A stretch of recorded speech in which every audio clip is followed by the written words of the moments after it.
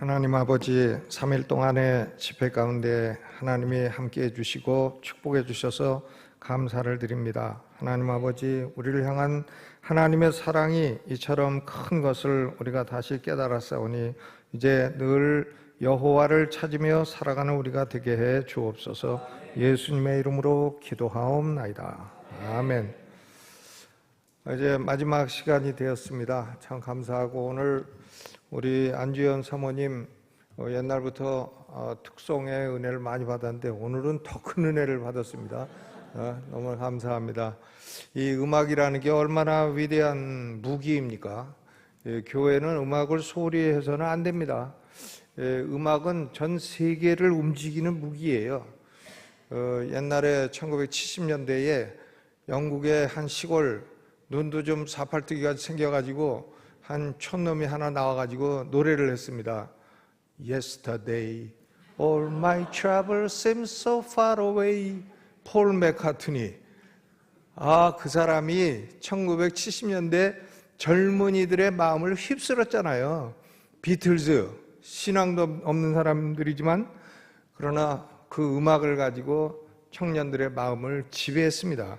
음악은 그만큼 힘이 있는 것입니다. 근데 오늘 특송 너무너무 감사하고 하나님이 영광을 받으셨습니다. 또 우리 목사님, 이대서 목사님은 제가 잠깐 교제를 해보니까 우리 침례교단의 젊은 목사 중에 이렇게 하나님의 주권을 제대로 설교하는 사람이 많지를 않습니다.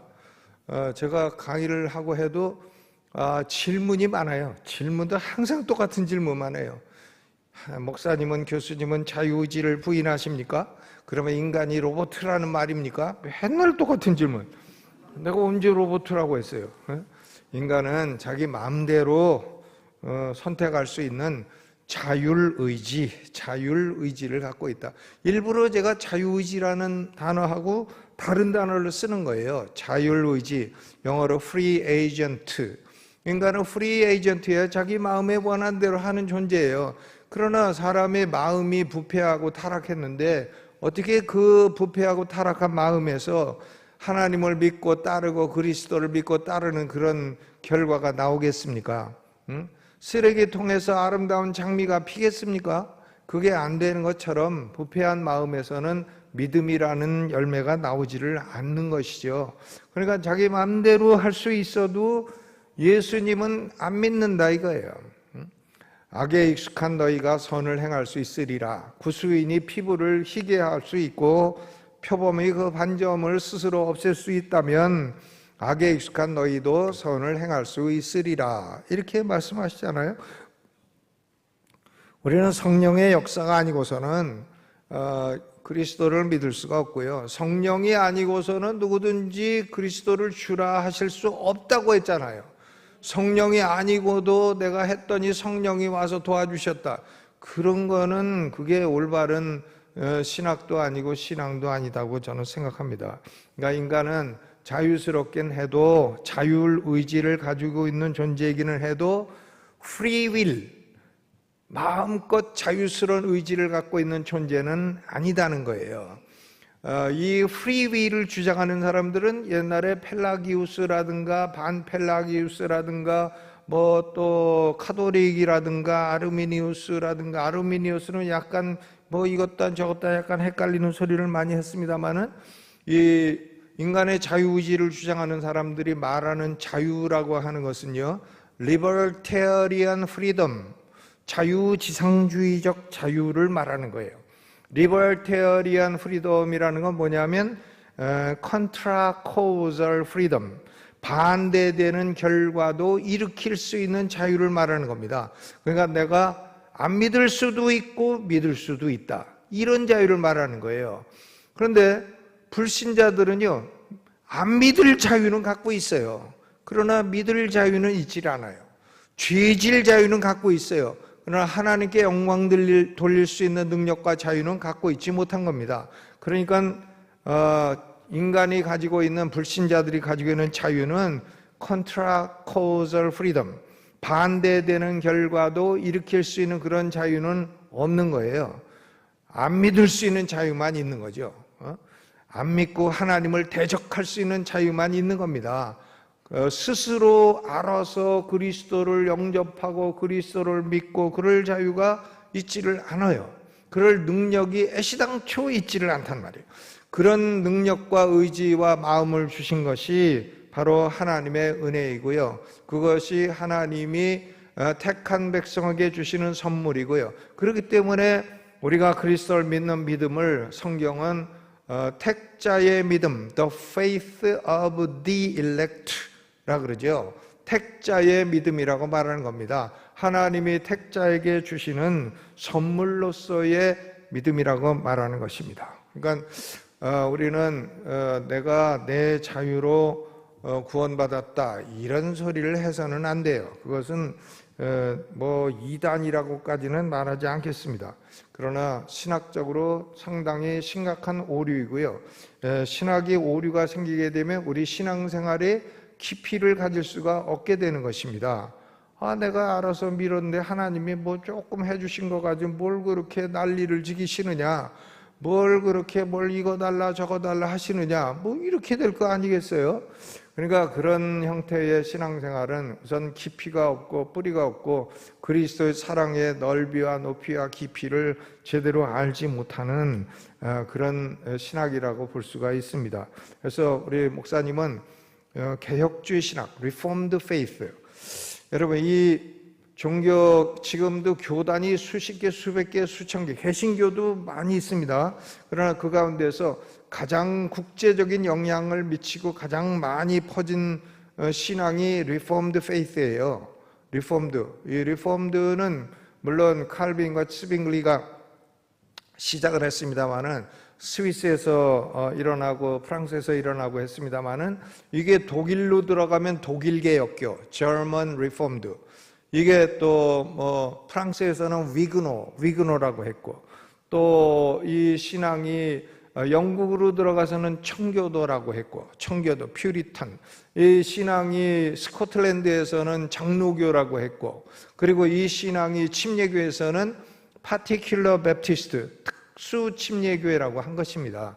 왜 파티큘러라는 걸 얘기를 하냐 하면은 예수님이 피를 흘려서 죄값을 갚아주신 대상이 하나님의 택자에 국한된다 이렇게 가르치기 때문에 소위 particular redemption, 특별 속죄 이걸 믿기 때문에 그런 침례교인들을 particular baptist라고 말하는 것이고요. 저는 침례교에서 예수 믿고 침례교에서 구원받고 침례교 신앙만 했고 침례교 목회만 하고 침례교에서만 가르치고 침례교 밥만 먹고 침례교인으로 지금까지 살아왔는데 저는 내 신앙을 보니까 나는 파티큘러 베프티스트의 라인에 서 있구나. 우리 침례교회가 영국 런던에서 1689년에 Second London Confession 제2차 이 런던 신앙고백서라는 것을 발표를 했어요. 그것은 장로교가 가르치는 이 웨스트민스터 컨페션하고 99.9% 벌베이텀 똑같아요. 그러니까 우리하고 장로교하고는 신앙의 원리가 거의 같다. 단 하나가 달라요. 뭐냐면 그 유아 세례 문제가 다른 거죠. 장로교인들은 그 언약 신학, 하나님의 은혜를 받은 백성은 그 육신의 자손도 하나님의 은혜의 언약에 포함되어 있다. 소위 하나님의 은혜 언약에 신앙인의 육신의 자손도 오토매틱 하나님의 은혜에 들어간다. 그러니까 covenant children, 언약의 자손이라는 걸 믿어요.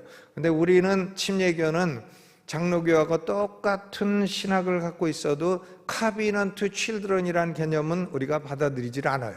아이들도 내가 낳은 자식도 다 예수 믿고 거듭나고 하나님의 은혜를 입어야 구원받는다. 그걸 가르치죠, 우리가. 그러니까 우리는 장로교하고 그런 점이 좀 다르고요. 우리 침례교는 이 국가는 종교의 문제에 개입해서는 안 된다 하는 종교의 자유를 굳게 믿고 있고, 우리가 왜 유아세례를 거부하나? 유아세례는 국가교의 잔유물이기 때문에 그래요. 국가가 아이들 태어나면 법으로 유아세례를 줘라. 안 주면 죽인다. 그게 유아세례 아닙니까? 근데 우리는 아니 유아 세력은 뭐건 국가가 왜 간섭하냐, 주던 말던 국가는 너 할 일이나 잘해라 이거예요. 국가가 할 일은 백성들 밥 잘 먹이고 국방을 잘하고 경제를 잘하고 그게 국가가 할 일이지. 그런 걸 안 하고 뭐 목사들 보고 이거 믿어라 저거 믿어라 교회 보고 이렇게 가르쳐라 저렇게 가르쳐라 할 수준이 아니잖아요. 여러분 대통령이 뭐 우리한테 뭐 신학을 가르치고 교회 보고 뭐 이런 걸 설계하라고 합니까? 너나 잘해라 그러지 우리가. 그런 거를 우리가 거부하는 거예요. 그러니까 교회란 국가의 지배를 벗어나서 교회는 하나님의 지배하에 있는 하나님의 택한 백성들이 신앙을 고백하고 해서 교회를 형성하는 것이고, 국가도 하나님이 통치하시고 교회도 통치하시지만 통치의 영역이 완전히 다른 영역이고, 그러니까 국가가 교회 신앙 문제는 간섭하지 마라, 뭐 유아 세례를 주라 마라 하지 마라, 애들 태어났다고 유아 세례 안 준다고 벌을 줘요? 도대체 그게 얼마나 크레이지한 사상이다 이거예요. 그러니까 우리는 침례교회가 이 신자의 침례를 강요하는 것은, 주장하는 것은요, 이게 종교의 자유에서 나온 것입니다. 지금은 뭐 유아 세례 안 준다고 죽이는 나라가 어디 있어요? 없죠. 그러니까 우리 침례교회의 원리가 승리한 시대에 우리가 살아가고 있다, 이렇게 볼 수가 있는 겁니다. 그래서 옛날에 로저 윌리엄스라는 사람이 1649년에 그 프라비던스, 로드아일랜드 주에 있는 프라비던스에다가 침례교회를 처음 만들면서 우리는 국가가 종교를 강요하지 않는 자유로운 종교의 자유를 주는 주를, 그런 주를 만들겠다. 그러니까 영국왕 그 당시에 찰스 2세가요, 찰스 2세가 한번 실험적으로 해봐라. 내 조그만 땅이고 멀리 뭐 로드 아일랜드 거기 그게 섬이냐 아니냐, 이런 것도 잘 모를 때에 로드 아일랜드에다가 한번 실험으로 종교의 자유를 주면 얼마나 나라가 개판되는지 한번 실험을 해봐라 해가지고 그 소위 익스페리멘트, 실험으로서 종교의 자유를 준 게 로드 아일랜드 주가 전 세계 역사상 처음이죠. 종교의 자유라는 게 그렇게 어려운 겁니다. 1640년대에 영국 국왕 찰스 2세가 처음으로 준 거예요, 그게요. 미국의 청교도들이 종교의 자유를 찾아왔잖아요. 청교도들도 종교의 자유를 안 줬어요. 침례교도를 갖다가 이 종교의 자유 주장한다고 보스턴 시장에서 때렸잖아요. 때렸어. 그 오바디아 홈즈라는 사람을 때렸어요. 그 오바디아 홈즈를 곤장을 30대를 때렸어. 근데 오바디아 홈즈가 일어나면서 얼마나 아픈지, You tickled me with roses. 그대는 장미를 가지고 나를 간지럽혔다. 아파서 한 달을 출근을 못하고 일을 못했으면서도 그대들은 장미를 가지고 나를 간지럽혔다. 이러고서는 병상에 누워서 한 달 동안 있었죠. 그렇게 두들겨 팼다고요.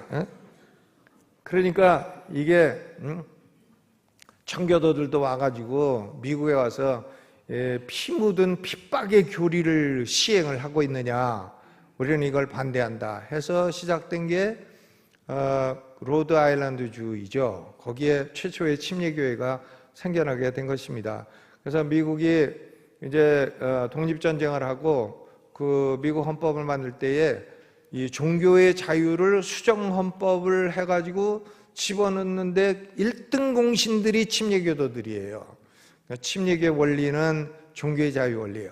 그러니까 미국의 침례교인들이 많아지고 침례교회가 부흥한 원인은 종교의 자유를 위해서 우리가 전쟁을 했기 때문이에요.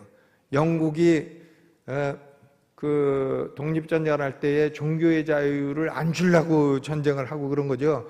근데 거기에 아주 담대하게 나가 싸운 사람들이 침례교도들이에요. 그래서 독립전쟁 끝나고 나서 가장 부흥된 교파가 침례교회입니다. 지금은 미국은 침례교회가요, 모든 다른 개신교 다 합친 것보다 커요. 그러나 옛날에는 그렇지 않았죠. 아주 작은 예배당도 늘 그 청교도들이 가서 핍박하고 그랬던 게 바로 침례교도들. 예배당 문을 못으로 갖다 파고 예배 못 드리게. 그리고 목사들을 갖다가 때려. 원 세상에 무당도 때리면 재수 없다는데 목사를 때리냐고요. 그게 청교도들이에요. 근데 우리가 기억해야 될 것은 우리와 청교도는 하나님의 주권을 이해하는 데 있어서는 다르지 않다는 거예요.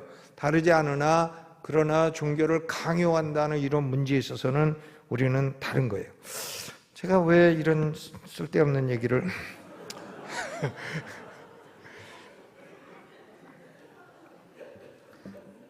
왜 그러냐면요, 제가 이 개혁주의를 가르치고 한다고 나보고 학생들이 어떤 장로교로 가라 이렇게 해가지고 아주 써가지고 내 사물함에 이렇게 넣기도 해요.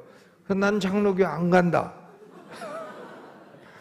침례교회 안에 있어서도 하나님의 주권을 가지고 믿고 설교할 수 있다 하는 것을 보여주길 원해서 제가 이런 헛소리를 조금 좀 했다고 이해를 해주시면 감사하겠고요. 오늘 말씀은 바울이 에베소 교인들을 위해서 기도하는 내용이에요. 기도. 우리 신앙생활에서 제일 중요한 건 기도죠. 바울이 에베소에서 목회를 제일 오래 했어요. 에베소가 소아시아 7교회가 있잖아요. 소아시아 7교회는 에서버두 사빌라, 말굽처럼 이렇게 됐어요. 에서버두 사빌라. 그게 뭐냐? 에베소, 서머나, 버가모, 두아디라, 사데, 빌라델비아, 라오디게아. 소아시아 7교회예요. 에서버두 사빌라. 다 외우셨죠? 못 외웠어요? 아이, 그런 건 외우고 다니셔야죠. 요새는 강도가 칼 들고 다니면서 이 야곱의 12아들이 누구냐 이런 걸 물어본다는 얘기가 있어요. 그러니까 야곱의 12아들을 잘 외우셔야 돼요. 르우벤, 시몬, 레위, 유다, 단, 납달리, 갓, 아셀, 이사갈, 스불론, 디나, 요셉, 베냐민 다 외워야 됩니다. 디나는 딸이고 딸 하나 있고 아들 12. 강도가 그런 거 물어봐. 어떤 강도는 충청도 사람 집에 가서 칼 대고 배에다 칼 대고 삼국시대 세 나라를 외워봐. 그냥 충청도 사람이 모르는 거야. 그런데 칼을 들이대고 하니까 아이 배째시려고 그래요? 칼 갖고 아이 배째시려고 그래요? 그러니까 그 강도가 이 사람 잘 알면서 모르는 척 그렇죠. 백제시려고 그래요. 3개국. 근데 강도가 요새 칼 들고 다니면서 야곱의 12아들도 물어보고 뭐 12제자도 물어보고 소아시아 7교회도 물어보고 그런다는 얘기가 있으니까 다 외우고 다니셔야죠. 소아시아 7교회 중에 제일 중요한 게 에베소 교회예요. 에베소. 근데 이게 또 경상도 사람들은 꼭 에베소서 읽으려고 그러면 에베소서 이런단 말이에요. 그건 좀 듣기가 민망해요. 김영삼 대통령이 예전에 제주와 부산을 간통하여 강간도시로 만들겠다고.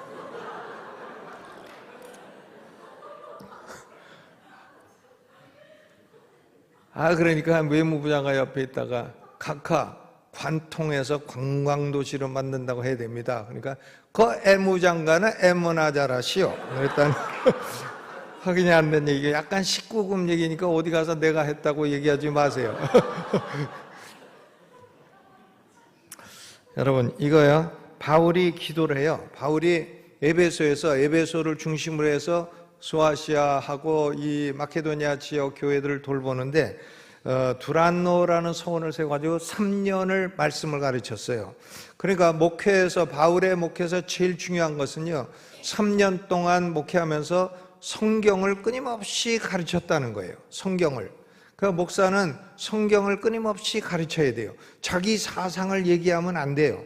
자기 사상 얘기할 필요가 없어요. 성경만 얘기하면 되는 겁니다. 목사가 성경하고 틀린 얘기를 하면 시비를 걸고 틀린 얘기 안 하면 그냥 믿으셔야 돼요. 성경대로 믿어야 돼요.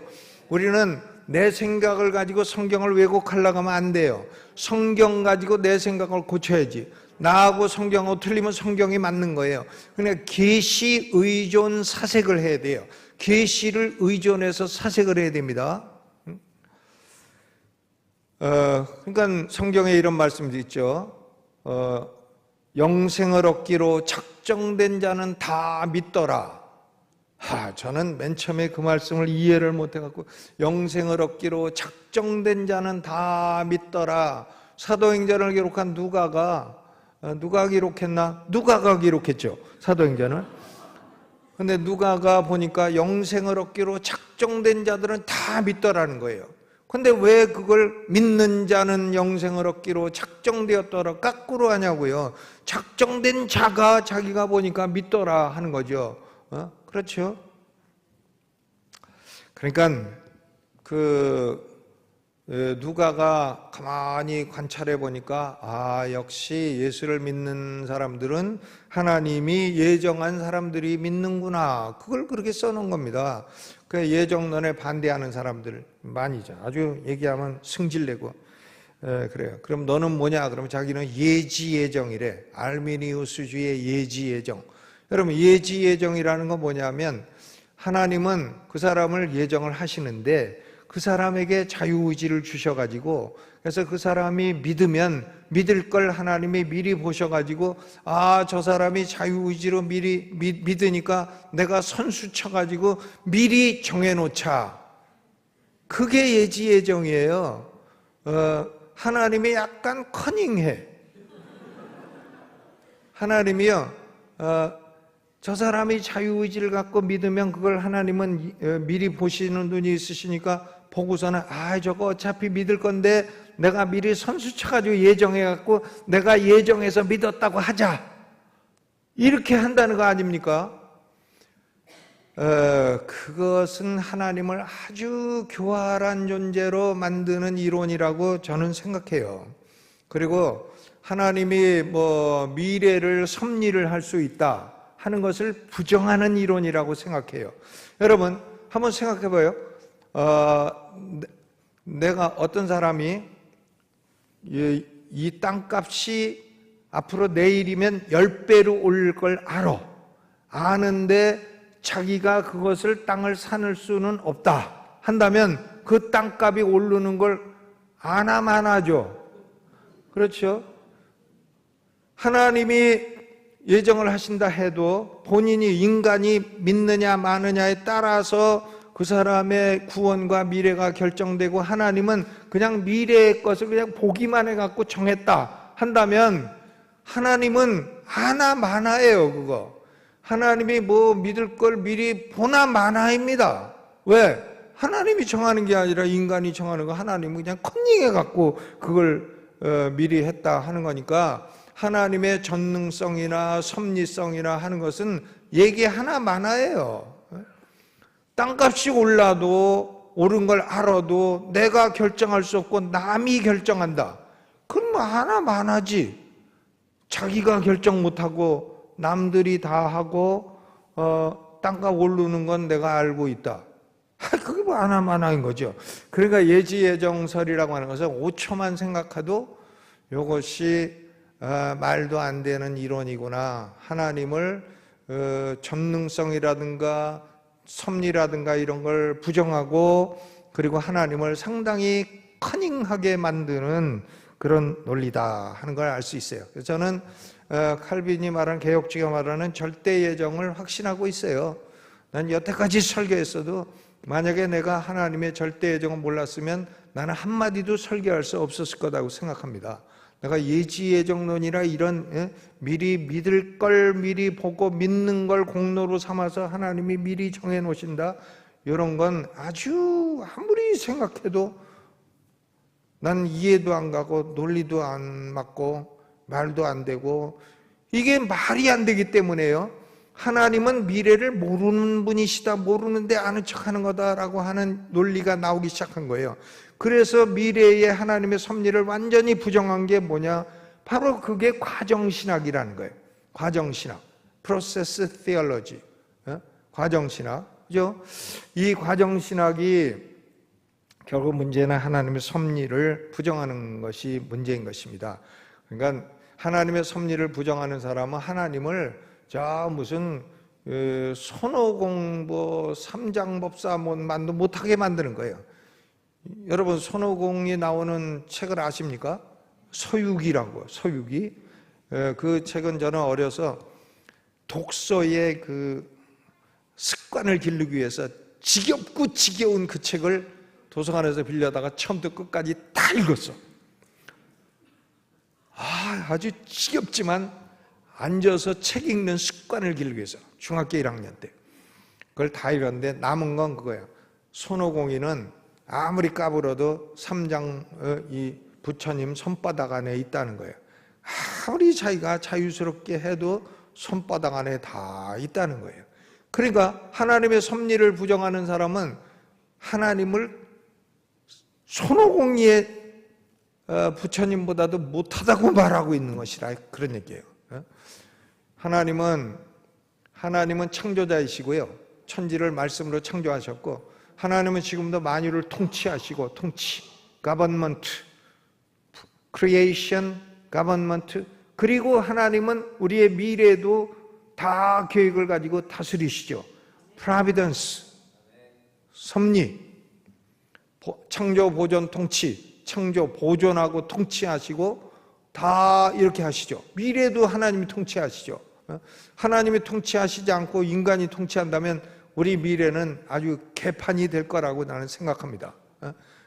하나님이 다 통치하시고 하나님의 계획이 다 있고 역사의 운행 계획이 다 있고 역사의 운행 계획이 다 책에 기록되어 있다고 요한계시록이 말씀하고 있는 거 아닙니까? 그래서 때가 되면 예수님은 재림하실 것이고 언제 재림하시나 몰라요. 저한테 묻지 마시고 그 계시받았다는 화상들을 쫓아다니지 마시고요. 그런 계시는 아무한테도 주시질 않아요. 그런 이단 해산멍게 말미잘 언제 오시는지 몰라요. 모르지만 시간이 점점 가까워오고 있다. 저는 그렇게 생각합니다. 예수 그리스도의 재림이 2000년보다는 가까워오고 있다. 이렇게 생각을 하는데 예수 그리스도가 재림하시면 이제 역사 시대는 끝나고 영원 시대가 오고 영원한 하나님의 새하늘과 새 땅이 올 것입니다. 어떤 분은 뭐 천년 왕국이 온다고 또 빡빡 우기는 분도 계시고 예수님이 오시다가 중간에 브레이크를 딱 밟았다가 도로 가셨다가 7년 뒤에 도로 오신다.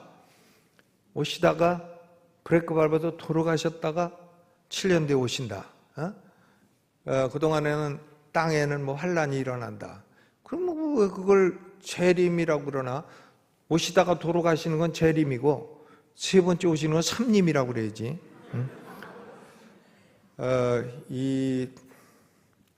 저는 여태까지 프리칭을 했어도요, 이 세대주의 종말론은 그건 맞지 않다. 성경적이지 않다. 굉장히 보수적이긴 해요. 보수적이긴 하지만 그 1000년 동안 1000이라는 요한계시록의 숫자를 어떻게 그렇게 상징적인 문헌을 갖다가 그렇게 리터럴하게 해석을 하는가? 그러면서 뭐 보좌 앞에 있는 7영은 또 성령이라고 그래. 7이 완전수니까 7영은 성령이라고. 근데 그거 천자는 왜 그렇게 리터럴하게 해석하나? 난 그게 논리에 맞지 않다고 생각하고요. 나는 천년왕국 같은 건 기다리질 않아요. 예수님이 오셔가지고 1000년 동안 뭐 저기 예루살렘에 거기다가 뭐 성전 지시고 그리고 거기서 앉으셔가지고 세금 받고 그러신다고. 난 그런 부활한 사람과 부활 못한 사람이 1000년 동안 섞여서 한다고 하고, 난 그런 거는 아직 크레이지 닥트린이라고 생각해. 솔직히 이 달라스 지역이 너무 그런 거를 좀 많이 가르친 거 아닌가.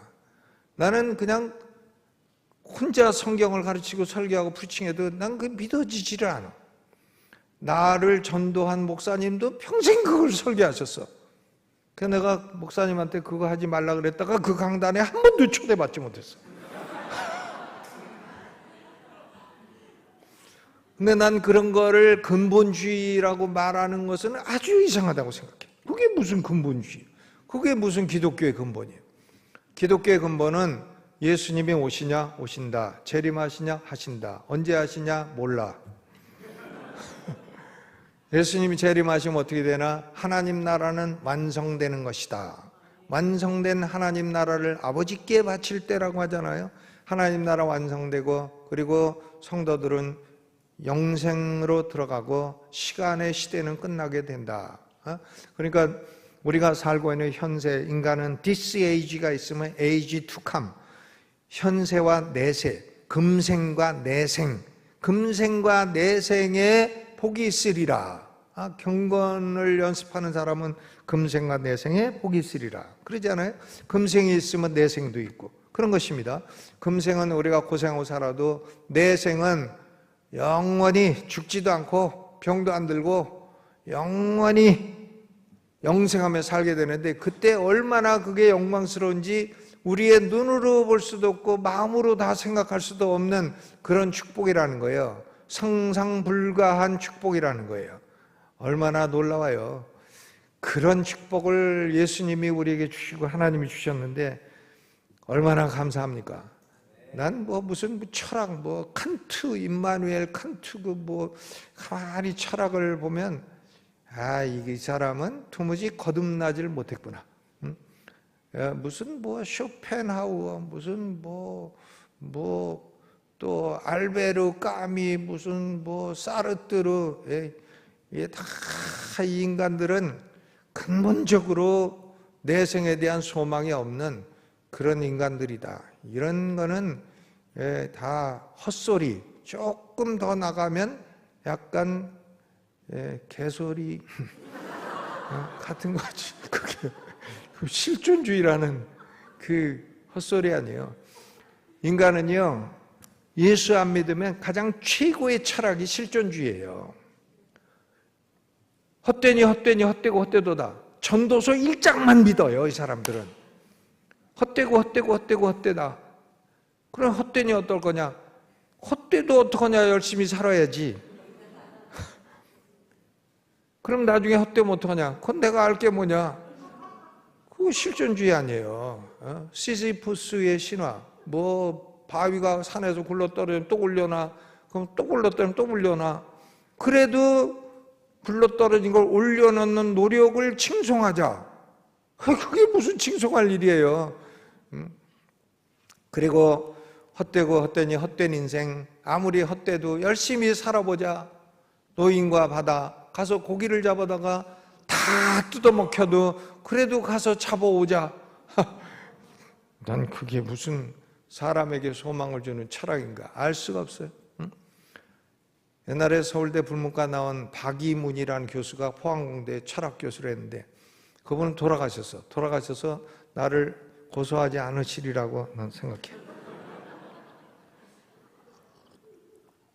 근데 실존주의 철학자죠. 프랑스에서 공부하고. 근데 실존주의인데 그 사람이 뭐라고 말했냐?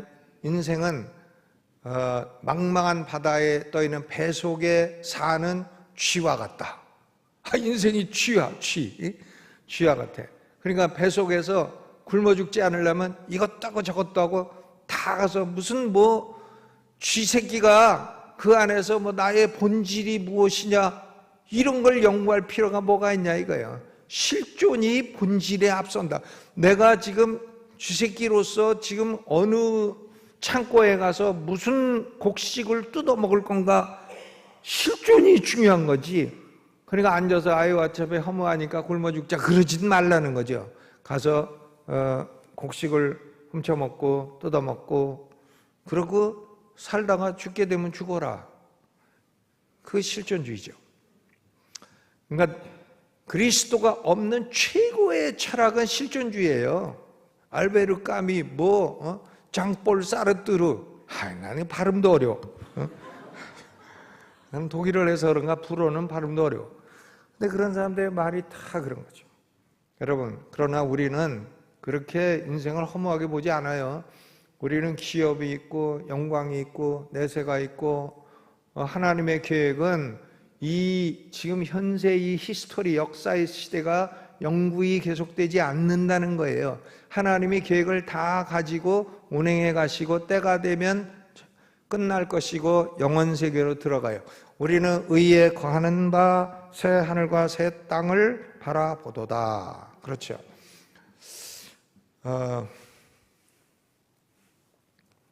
내가 얘기하려는 건 기도의 원리인데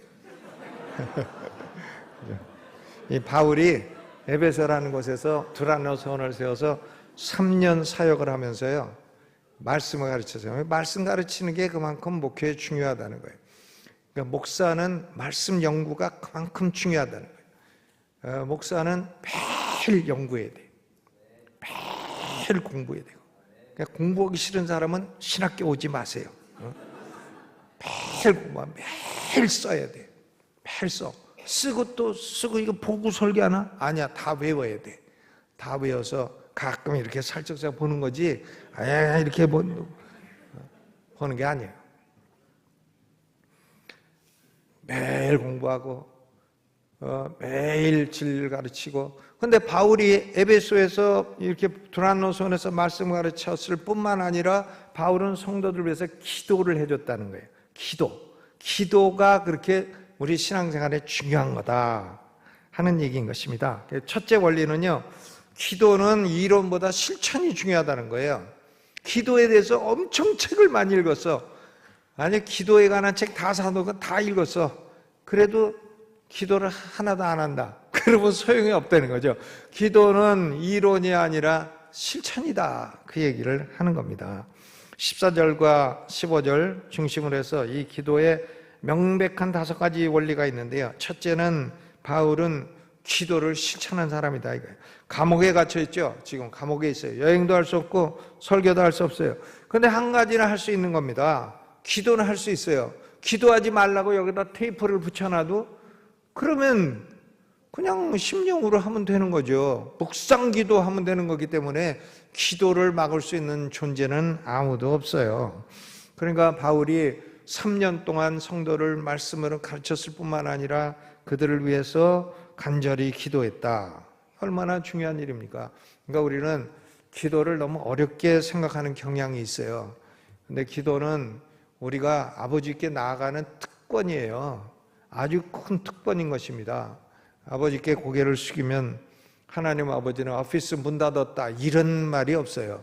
하나님 오피스는 24시간 오픈. 언제든지 하나님 아버지 하면 우리의 기도에 귀를 기울이시죠. 그리고 들으시고 우리 기도를 들어주시는 겁니다. 그러니까 기도는 실천이에요. 뭐 1시간씩 해야 된다, 하루에 6시간씩 해야 된다.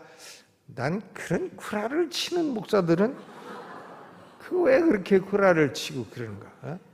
아니, 하루에 아침에 일어나서 기도를 하는 거죠. 내가 오늘 할 일이 이러이러한 것이 있구나. 그러면 이러이러한 사람을 만났을 때 지혜를 주세요. 이런 잘 풀리도록 도와주세요.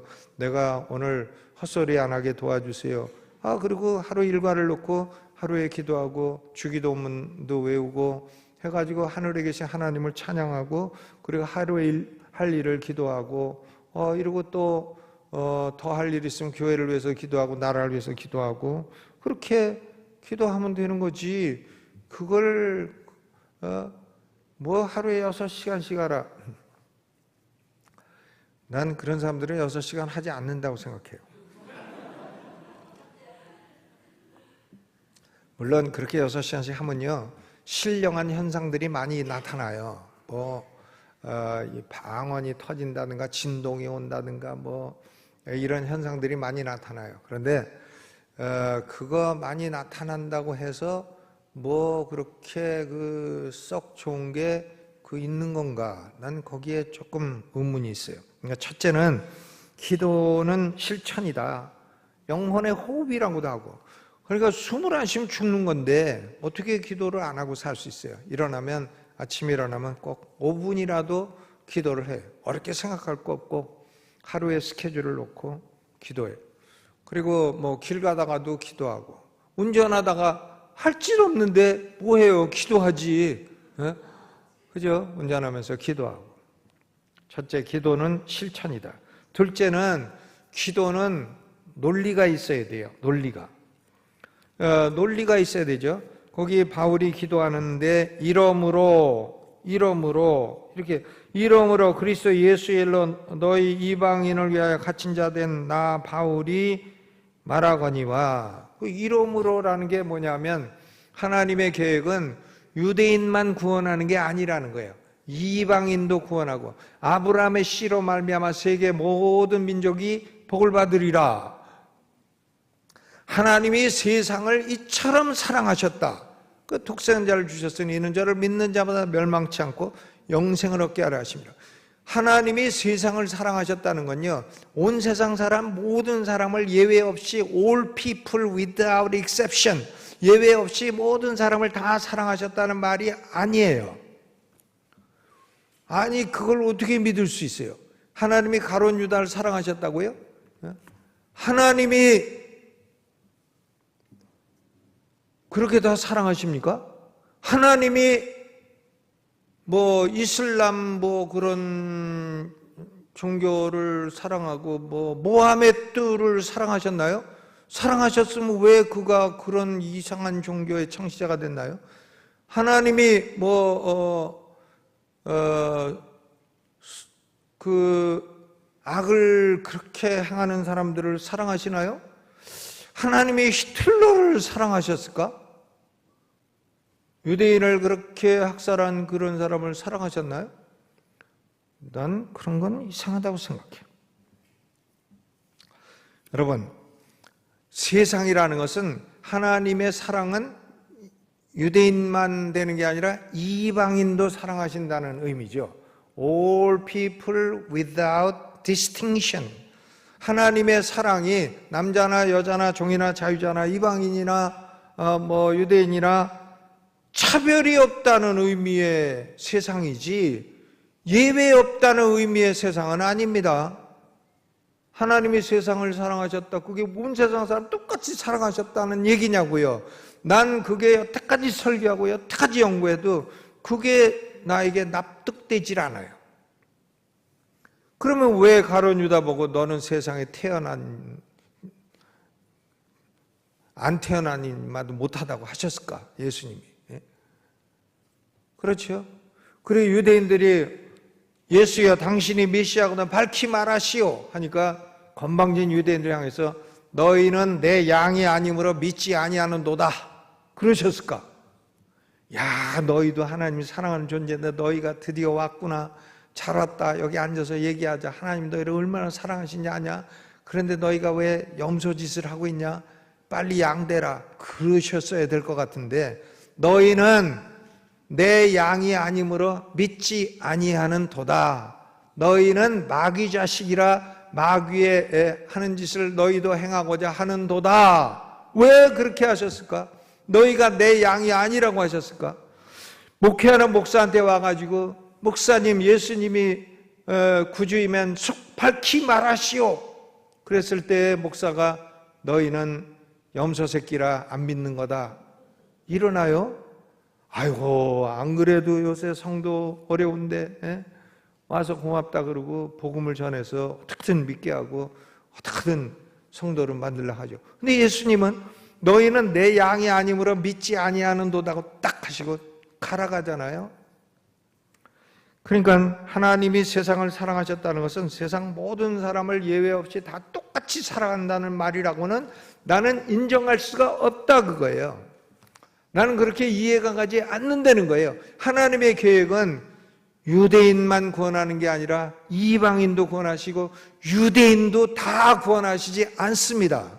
유대인 중에 남은 자가 있고 이방인 중에 택한 자가 있어요. The remnant among Jews. 이 유대인 중에 남은 자, 그 the elect among Gentiles, 이방인 중에 택자, 유대인의 남은 자와 이방인의 택자를 모아서 하나님 나라의 백성이 되게 하시는 것, 그게 하나님의 계획이죠. 그러니까 하나님의 계획에 의거해서 내가 이 말씀을 근거로 해서 나는 이방인의 구원을 위해서 기도한다. 논리가 세워지는 거예요.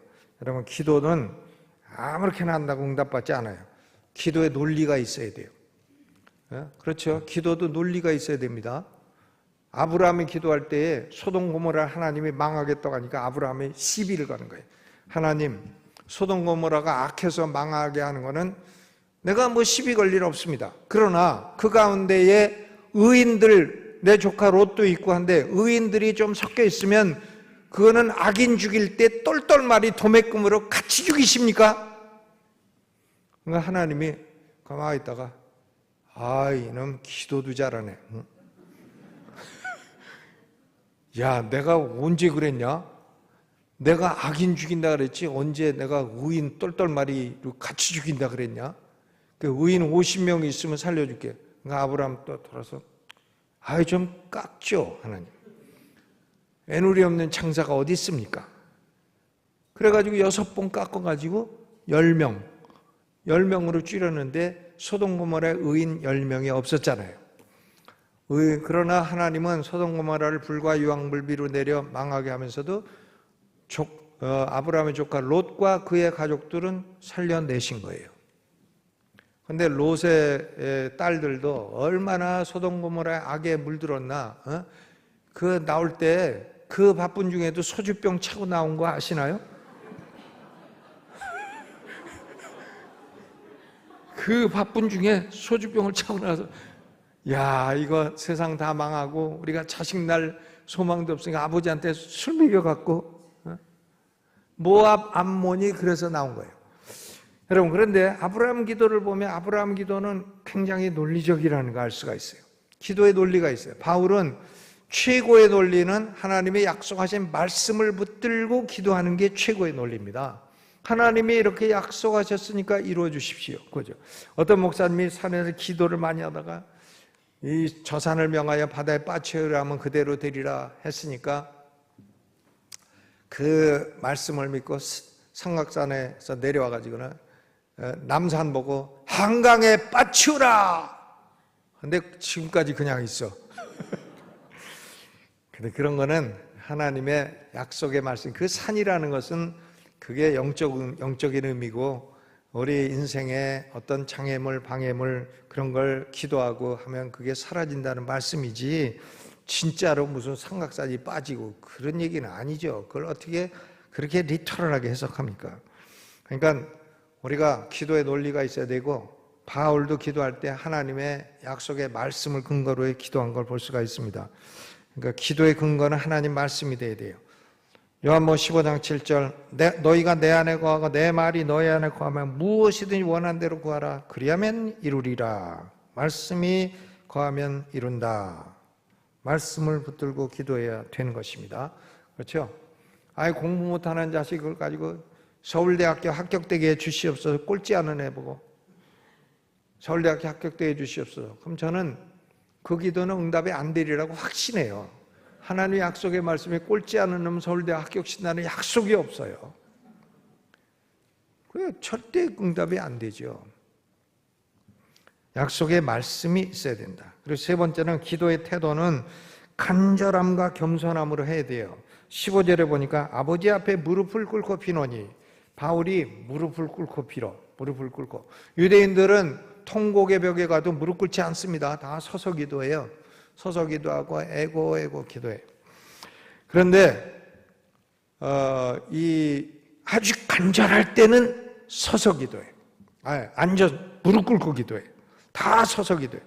누가복음 18장 11절도 바리새인은 서서 따로 기도하며 가로되 딱 따로 서가지고 따로 이제 잘난 척하고 서서 기도한다 이거예요.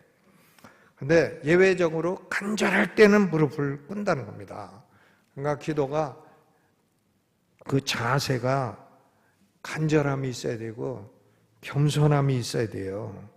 이 바리새인 기도는 교만하잖아요. 기도가 하나님 내가 11조 다 한 거 아십니까? 아셔. 그리고 하나님 내가 일주일에 뭐 며칠 금식하는 거 아십니까? 알아. 근데 하나님 앞에 나가지고 그런 식으로 기도하는 것은 아주 웃기는 교만함이죠. 그러니까 하나님은 여기 바울은 기도는 간절하고 겸손하게 하라는 거예요. 기도하자마자 앉아가지고 슈퍼마켓 손님처럼 이것 주세요 저것 주세요 안 줍니까? 이런 기도는 하나님을 슈퍼마켓 직원 만드는 거예요. 간절함도 겸손함도 없어요. 간절함이 없고 겸손함이 없으니까 응답이 안 되는 겁니다. 논리도 없고 아무 논리도 없어. 하나님이 그걸 해 주셔야 될 아무런 이유도 권리도 없어. 안 되는 거죠. 여러분, 우리는 기도할 때 정 안 되면 하나님 나를 불쌍히 여겨주세요.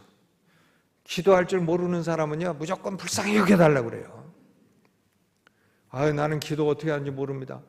그럼 하나님 아버지 오늘도 나를 불쌍히 여겨주시고, 내 남편 불쌍히 여겨주시고, 내 자식 불쌍히 여겨주시고, give mercy upon me. 예수님이 제일 빨리 기도한 게 다윗의 자손 예수여 나를 불쌍히 여겨달라는 기도예요. 불쌍히 여겨주세요 기도예요. 불쌍하잖아요 인생이. 배도 고프고 어디 가서 얻어맞고 댕기고 욕먹고 댕기고 고소당하고 힘들고 불쌍히 여겨달라고. 그건 하나님은 불쌍히 여겨주는 하나님이기 때문에 강력한 논리를 갖고 있는 기도예요. 그 어떤 분이 하도 부인인데 집안에 어려운 일 많이 일어나고 설거지하면서 하나님 좀 바꿔 생각해 주시면 안 됩니까? 하나님 나하고 좀 형편 좀 바꿔 생각해 주세요 했더니 하나님이 바꿔 생각해 주시고 그 어려움을 풀어주셨다는 거예요. 불쌍히 여겨달라고, 바꿔서 좀 생각해 달라고. 그게 간절하고 겸손한 기도예요. 네 번째로 기도의 분위기는요, 자녀가 아버지에게 말하듯 기도하라. 이러함으로 내가 하늘과 땅에 있는 각 족속에 이름을 주신 아버지 앞에 무릎을 꿇고 비노니. 기도의 분위기는 자녀가 아버지 앞에 하듯이 하라는 거예요. 자녀가 아버지 앞에. 손님이 주인한테 가서 딱딱거리고 따지고 주인 나오라 그래 이러는 게 아니고 자녀가 아버지 앞에. 저는 아들 둘이 있는데 아들 둘이 나한테 와서 아버지 나 이것 좀 해주세요. 그럼 어떤 때는 안 해주는 것도 있어요. 저놈이 저게 뭘 하려고 하는지 내가 모르겠다 하면 안 해주죠. 그러나 진실로 아버지 내가 이 어려우니까 해주세요 하면 해줍니다. 아버지가 그걸 안 해줄 아버지가 어디 있어요. 그죠? 아버지에게 하듯 해라. 아버님 그러지 말고 아버지, 하나님 아버님. 그럼 하나님이 딱 무슨 일인지 보고하도록 하라. 뭐 그러실 거 아니었어요. 아버지에게 하듯. 아버지라 하잖아요. 그리고 다섯 번째로 기도의 주제는 그 영적인 성장이에요. 그 기도의 가장 중요한 주제, 속사람을 능력으로 강건하게 해달라. 속사람을 강하게 해달라. 또 교회가 사랑 가운데 뿌리가 깊어지게 해달라. 또 그리스도의 사랑이 얼마나 큰 것인지 알게 해달라. 하나님의 모든 충만한 것으로 충만하게 해주시기를 구하노라. 얼마나 이게 영적인 기도가 많아요. 여러분 한번 생각해봐요. 우리가 왕 앞에 가서도 왕이 신문고를 두들겼어. 그 왕이 와라. 근데 와서 무엇을 원하는고 했는데 빵 한 개 주세요. 그러면 왕이 야 이놈 자식아 그런 걸 위해서 여기까지 국민고 때리고 난리를 치냐? 그럴 거 아닙니까? 근데 우리는 우리 기도가 대부분 그래요. 빵 주세요. 감옥에서 나가게 해주세요. 부자 되게 해주세요. 합격하게 해주세요. 이런 거. 근데 저는 공부 안 한 사람은 합격하지 못하리라고 확신합니다. 기도를 아무리 해도. 그리고 열심히 노력하지 않는 사람이 부자 되지 않으리라는 건 나는 아주 확신해요. 그러니까 우리의 기도에 중요한 게 무슨 연불하듯이 그렇게 하는 게 아니라 주로 영적인 기도가 많다는 거예요. 바울의 기도는 영적인 기도. 하나님 아버지, 내가 속사람이 강하게 해주세요. 내가 영적으로 더 성장할 수 있게 해주세요. 내가 진리를 좀 더 깊이 깨달을 수 있게 해주세요. 그리고 내가 하나님의 영광을 더 많이 나타날 수 있게 해주세요. 이런 기도를 하라요. 하늘에 하나님 앞에 가서 나가서 기도하는데 빵 주세요, 부자 되게 해주세요, 떡 주세요, 이런 것만 하면 그게 기도가 너무 범위가 약한 거 아니냐, 그런 말씀인 것입니다. 그러니까 오늘 이제 마지막 시간이 되었는데 우리 하나님의 사랑을 크게 받고 하나님이 우리에게 큰 기업을 약속해 주셨는데요. 우리는 이 땅에 살아가며 제일 중요한 신앙생활의 제일 중요한 영역, 늘 하나님 아버지 앞에 기도하고 아버지 나를 불쌍히 여겨주시고 오늘도 도와주시고 아버지 오늘도 우리 교회를 도와주시고 우리 나라를 좀 도와주십시오. 하나님이 섭리하고 통치하시는 거 우리는 잘 압니다. 그러나 나라를 불쌍히 여겨주시고 도와주시고 나라가 공산화되지 않게 해주시고 나라가 가난하지 않게 해주시고 나라가 통치하는 사람들이 제정신 갖고 통치하게 해주시고 이런 거를 우리가 좀 기도를 해야 되지 않나, 이렇게 생각해서 이 말씀을 나누었습니다. 여러분과 가진 교제 시간 대단히 감사하고 또 우리 목사님 종을 초청해 주셔서 감사하고 또 오인균 목사님이 장로님들에게 또 전화해서 저를 대접을 잘해 주시라고 해가지고 제가 이제 육군도 먹고 해군도 먹고 공군은 못 먹, 공군도 먹었나? 닭 이걸 다 먹고 또 숙소도 아주 좋은 데 잡아주셔가지고 아주 편하게 잘 지내고 대접을 잘 받았습니다. 그래서 우리 이대서 목사님은요, 내년 2학기에 우리 한국침례신학대학교 부흥의 강사로 제가 모시도록 하겠습니다. 강사로 꼭 오시고, 저는 저렇게 무림 고수가 이곳에 숨어 계신 줄 몰랐어요. 무림의 고수가 아주 음성도 좋으시고 신학도 젊은 목사가 저렇게 개혁주의자라고 하더라도 나는 개혁주의입니다 이 말 안 해요. 싹 필요할 때는 하다가 아닐 때는 안 척하다가 이렇게 상당히 가변성 있게 하는데 딱 나는 개혁주의를 프리칭합니다. 아유 드물죠. 여러분 목사님 존경하시 바랍니다. 저런 분이 드물어요. 참 훌륭한 목사님을 이 교회가 모셨고 또 오인균 목사님 제가 젊을 때부터 알고 존경하는 분인데 이 교회에 이렇게 크게 또 이뤄놓으시고 해서 너무나 감사하고 여러분과 교제 시간이 저에게 행복한 시간이었습니다. 대단히 감사합니다. 기도하겠습니다. 하나님 아버지, 오늘 우리는 우리에게 엄청난 큰 사랑을 주신 하나님 앞에 늘 기도하며 살아가기를 원합니다. 우리 사랑하시는 아버지 앞에 우리의 마음을 다하여 늘 교제하고 간구하고 기도할 때마다 하나님이 응답해 주시고 하나님의 응답의 역사를 우리의 생애 가운데 수없이 많이 간증하고 체험할 수 있도록 축복하여 주옵소서. 어려울 때나 슬플 때나 모두 교회를 위해서나 나라를 위해서나 기도하는 우리가 되게 해 주옵소서. 예수님의 이름으로 기도하옵나이다. 아멘.